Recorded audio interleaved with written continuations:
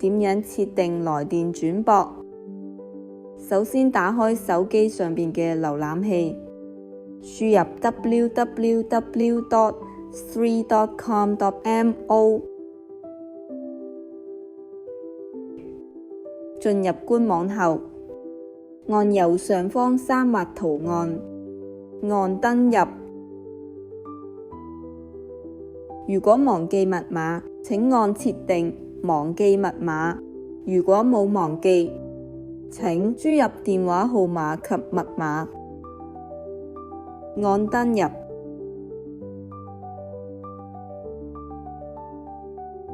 然後向右滑動，揾到通話服務，點擊通話服務，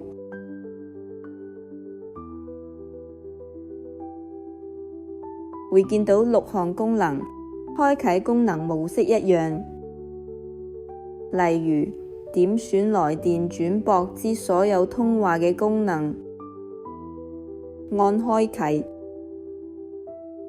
呢度輸入需要轉駁嘅電話號碼，然後按發送驗證碼，打開短信，輸入驗證碼。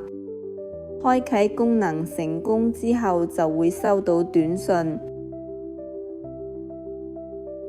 如果要關閉來電轉駁，按關閉，然後按發送驗證碼，打開短信，輸入驗證碼，就可以完成關閉來電轉駁。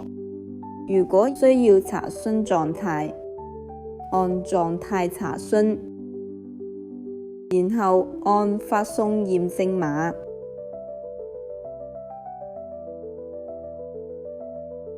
打開短信，輸入驗證碼，就可以查詢結果。